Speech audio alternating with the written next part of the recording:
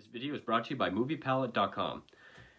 Hey everyone, do you have a favorite movie that you would love to hang on your wall but you can't think of what scene or what poster to get? Well, now you can get the entire movie on one high quality canvas. With MoviePalette.com, you can get every scene from your favorite movie, or more specifically, the dominant color of every scene from your favorite movie in chronological order on a great high quality canvas. It also comes with a silver engraving of the title down at the bottom. It has rubber stoppers on the back to keep it from bouncing. And they have a huge catalog of what to choose from. Whether you're a horror fan, or a fan of sci-fi, Marvel, Japanese anime, Disney animation, drama, or Oscar classics, there's a movie palette for you. And right now, MoviePalette.com is having a sale for 50% off for their Halloween sale. But if you go right now, and if you enter room 15, you'll get 15% off of the movie palette of your choice. That's ROOM15 for 15% off of your movie palette. Again, this is a great value for a great piece of home decor that looks great for any film and for any film buff and anywhere in your home. You will definitely like this product. Mine is of The Shining, and I could not be happier with it. So definitely go to MoviePalette.com and enter ROOM15 for 15% off of your palette.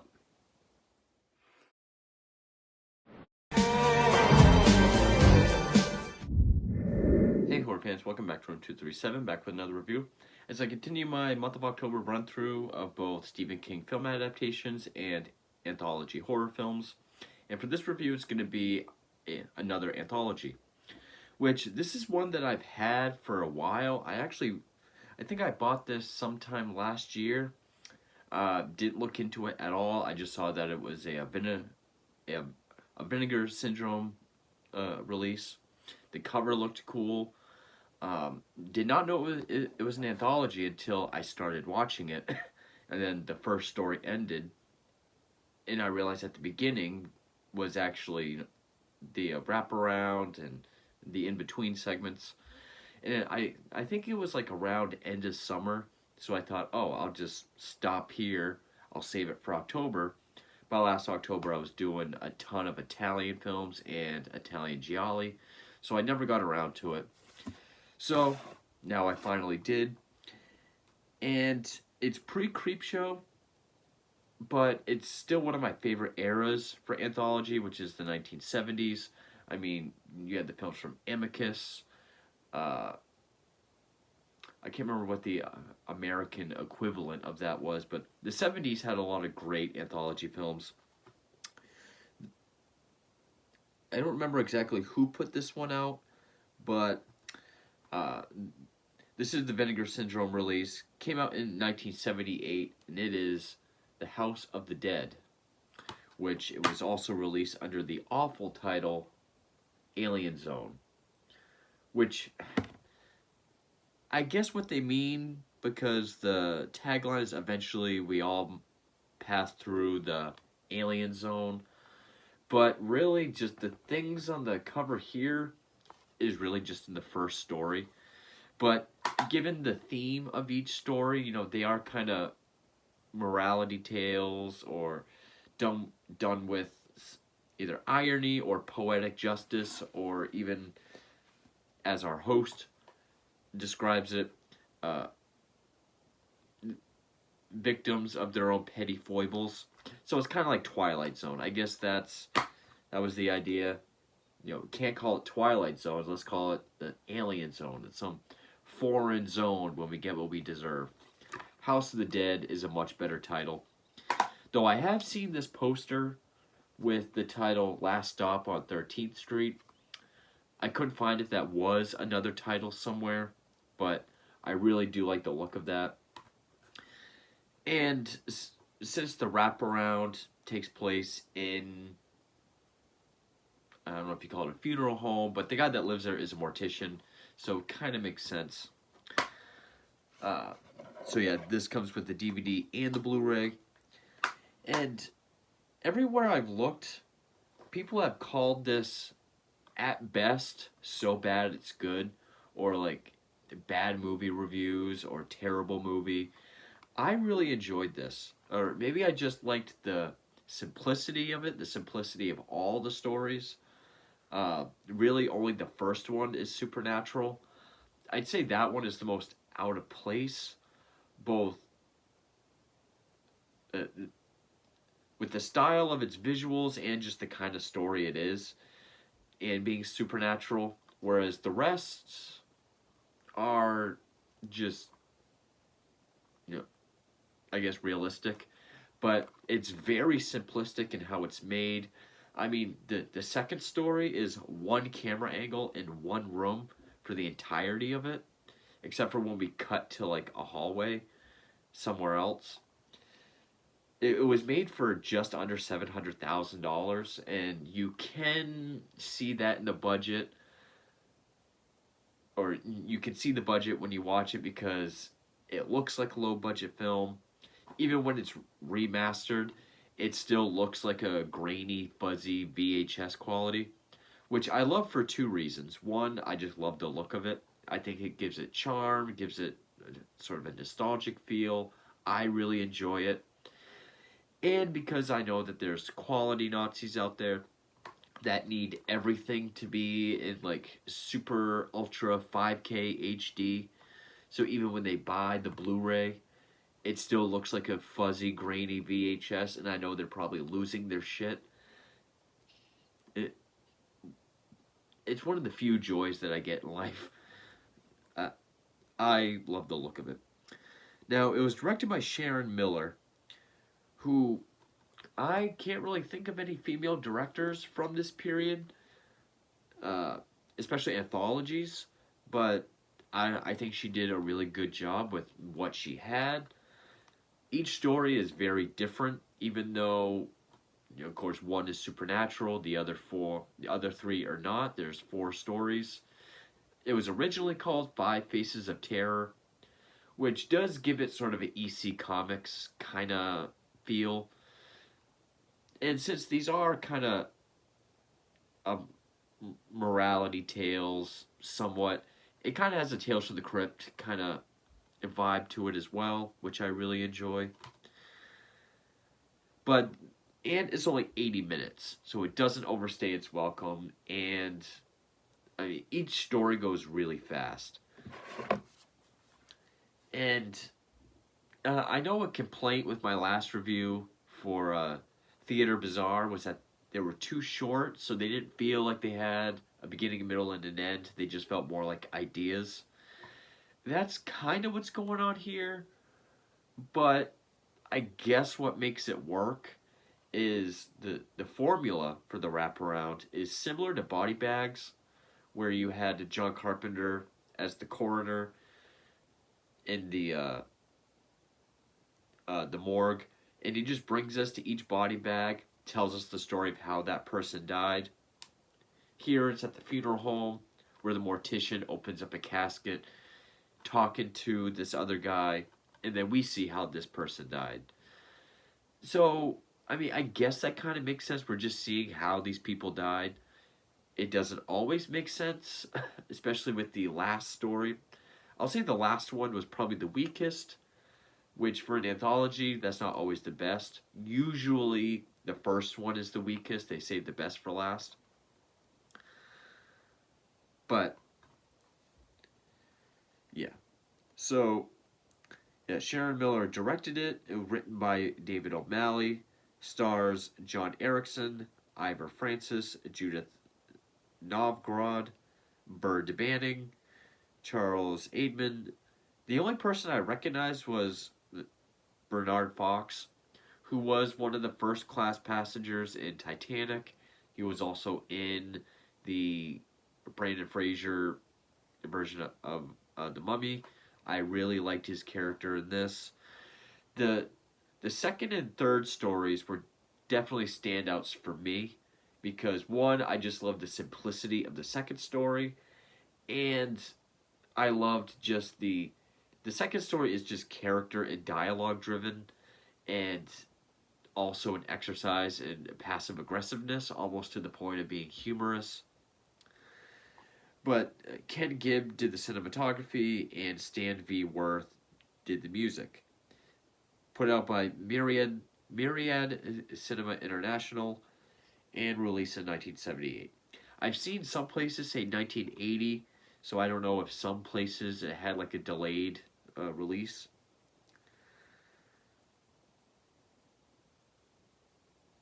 It made for $685,000. Some of the special effects were handled by Harry Woolman, who just see what else this guy has done. Doesn't even say. All right. Well, so basically, the wraparound is this guy, the married man having an affair with a married woman. He's away from home. He says he has to get back to his hotel to call his wife. Rainstorm. Uh, he gets mixed up with where he is. He goes into this house for shelter. Coming to find out, the guy that lives there, that's hosting him, is a mortician, but a mortician of unique and different deaths. There's 5 caskets in his room, or this room. I do like the look of the room. It has this very creepy look to it. I mean, when he first invites the guy in, it has this early David Lynch kind of feel to it, just with the way it's lit, the sound of the rain, this very low budget. It almost looks like a super low budget stage production, like when he first lets the guy in. It has this Lynchian feel to it. And so then he just takes him over to each casket, and we get to see how each person died. The first one is a woman who hates kids. We just see her, when she's out in public, she yells at kids. They're sitting on her car, so she yells at them. Then she just starts hearing noises around her house. I think it's Halloween. She thinks someone outside is screwing with her. There's sounds coming from inside her house, and things are turning on and off. Come to find out, when she finally realizes who it is, these kids come out of like closets and around the corner. They're all wearing Halloween masks, one of which is the same clown mask that young Michael wore in Rob Zombie's Halloween. And I do like the reaction where it like zooms in on her, and she's like, "It's children." But these kids are I always took them as vampires. I think that's what they are, but like vampires with just one big tooth on the top and bottom, or just one or the other. Kind of look like that. Kind of a Cronenberg look to it. This came out a year before The Brood. And also, this is the only one where the visual style changes. I'm not sure what the effect is called, but it looks like everything's doubled, and it has this weird. It looks like both negative, but also like with green put over it. It gets like this kind of wavy effect, almost like it's a dream. Really crazy close-ups of these kids with their teeth. It looks cool. It almost looks like a fake movie within a movie that someone's watching in the background of an old horror movie. But yeah, they just kind of circle her in the corner. End of story. The second one, which is probably, it's one of the standouts for me just because of its simplicity. We hear that this guy has a propensity for cameras. Well, it shows a guy setting up a camera, and then he's in his living room, then he sits on the couch, and he's always looking at it. He has his dates come over. He's a serial killer. The first one, which is just red flag central, he says he wants to do a magic trick, but he needs a nylon stocking. She says, well, I have one, but they're hose. It's bolt on. I have to take everything off. He's like, okay, that's fine. Can you do that? She does. And then he's like, okay, for the trick, I need you to stand here in front of me. She goes along with it. Abracadabra. He strangles her, and we see him kill 3 women. And in between is just like these freeze frames with camera sounds of him being led through a corridor by police. I guess to kind of parallel, he likes to film himself killing women. Now people are taking pictures of him. So yeah, we see him strangle another woman, then he stabs another one. And those are the only scenes. Just that one angle in the living room when he has his dates come over and he kills them, and then the freeze frames in the corridor. That's it. I love the simplicity of it. Uh, I like the voyeuristic look to it. I thought it worked. Then the mortician says he was later executed. Twist. Uh, Police didn't allow any photos to be taken of him, at least beyond the corridor, I guess, when he's first arrested. The third story, which is really humorous, and another standout for me is that's the one with the Bernard Fox and who was the other one? Charles Aidman, which he looked familiar. He looked like the guy that played Jigsaw's lawyer in Saw 4. He was also in Zack Snyder's Dawn of the Dead. He kind of looked like him. Just want to see if he was in anything else I've seen.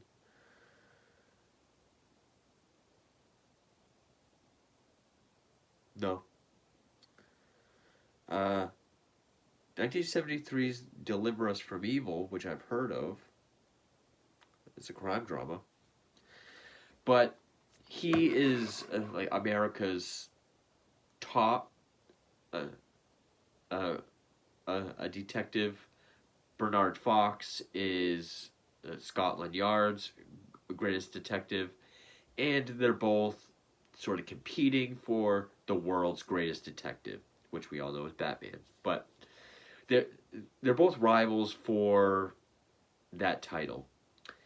And yeah, it does kind of go into like Hannibal Lecter territory, like where the American one he gets this letter that's put together with the magazine cutouts. He's just like 80% starch, 80 weight, 50% this, 5% that, very common. And even the opening with like a suicide by hanging, he's like, he did not kill himself. The guy that did it is named, and he can be found at this time at this bar because he smokes this kind of cigar, whose ashes I found. Like, the kind of the tiniest details able to solve everything. Whereas Bernard Fox is the English version of that, and the whole thing is he gets this letter saying someone you know will die in 3 days. So he's looking into it. Scotland Yard wants to tag along or to observe, and the whole thing it's all dialogue driven, but it really is an exercise in passive aggressiveness. Like he's doing, American one's doing something at a microscope. He's like, "Would you like to take a look?" And he's like, "Oh no no no, I prefer the magnetic test. It's far more accurate." And just always just passive aggressive, like, sure, if you want to tag along, perhaps you'll learn something. I could tell where it was going, but the final bit I didn't see coming, which is, yeah, I don't think anyone cares about spoilers for this. The person he knows is going to die in 3 days is himself, and the person that's going to do it is Scotland Yard. So, and he's like, that's right. And the how is with the pistol, which, you know, the leading investigator of Britain would never use, so they'll never guess it was me. So he shoots him. The guy's like, I didn't tell you I solved this 2 days ago. Hits this thing, which triggers a spike to come through a chair. You get a bit of an optical effect. He was wearing a bulletproof vest. He takes the guy's suitcase. When he opens it, there was a bomb in it. Very spy versus spy, just who's smarter than the other one. But I loved the dialogue. I loved the banter between the two. Just very character dialogue driven. And then the last one is probably the most Twilight Zone one out of all of them. We have this very misanthropic asshole of a businessman who's just mad at everybody. He uh, blows off this homeless guy, telling him to get a job when he asks him for help. But he goes into this building and wants to use the elevator. And it's so poorly acted in this part that it's supposed to look like he fell into the elevator shaft, but I thought he jumped. But once he's down there, elevator comes down, then it stops. And then he's stuck in like this little fun house where walls will open and then close behind him. There's like a wall of nails that are just about to close on him. He just gets put through physical and mental torture for so long, and the only thing he's given to drink is wine. Until eventually, when he's all filthy and, drunk and just drinking wine for days, he's allowed outside. Now, he's a wino bum. He asks someone for help. They yell at him, tell him to get a job, and then that guy goes in the building. So, yeah, a full circle with that. That's the most Twilight Zone-y one, I guess. And supposedly, some people think that the guy doing that with the whole funhouse thing is the mortician in the wraparound. Which, okay. And then this is where it kind of gets fudged, because even the guy says, well, he's still alive. So why is he here in the casket? And the mortician's like, well, he died eventually. So it kind of takes the irony out of it. He died of cirrhosis of the liver in a gutter. So apparently he was homeless. He lost his house somehow. And then the fifth casket is empty, and he says it's reserved for someone that practiced infidelity. Hints to it that he is his newest client. Shows that he knows his name and everything. But also this is where he tells them, like, oh, well, they're all essentially victims of their own faults, and how the irony played into it. And then the guy runs outside, scared. This one guy comes up to him with a gun. It's the husband of the woman he was sleeping with. Shoots him. He's picked up by the ambulance, and in the passenger seat is the mortician. That's the movie. So it's very simple. It's very simplistic. Again, even the second story is just one camera angle throughout the entire thing. But I enjoyed the simplicity of it. I like the attempt at the ironic nature, or the sort of tales of morality. Almost going for like a Tales from the Crypt, Twilight Zone-esque feel. The first story was the only one that was really kind of why am I stuttering? Visually different as far as like colors and lighting and angles. I mean, they're all pretty different. You have the one with lighting, effects, angles in the first story. Almost experimental in simplicity in the second, the more character dialogue driven in the third, and then just the weird out there Twilight Zone-y one at the very end. Now, the wraparound, this was something that was kind of a trend with 70s anthologies, where the person being told the stories are the next to die, or they're already damned, or they're doomed to become the next story. So that's something that we've seen before in this one. And yeah, even the formula for how the stories are told might be similar to Body Bags. But Body Bags was definitely more of a comedic film, meant to be more like the show Tales from the Crypt. Whereas this one was more like the Amicus film, Tales from the Crypt. So not quite Tales from the Crypt, not quite Twilight Zone. But I enjoyed the simplicity of it. I do like that it's still this crappy VHS quality. It gives it this real nice charm. I will say the first story is probably the most out of place, just because of the supernatural nature of it. But it still looks really cool. It has this classic 70s, just weird horror movie look to it. I'd say the last one was probably the weakest, but I really enjoyed the second and third stories. The one with the serial killer and the camera, and the one with the two detectives. Really enjoyed those. I thought this was a fun anthology film. I say people either don't talk about this much, or when they do, they just don't like it. I thought it was fun. I enjoyed it. 80 minutes. Can't complain about it. So that is House of the Dead, and I'll say that is a much better title than Alien Zone. So I do have some more Stephen King films and some anthologies to get to before the end of October. We're about halfway through. Before people ask, yes, I will be doing Halloween Kills and Halloween Ends this weekend, because I know people are going to ask. So stay tuned for all those, and thank you for watching.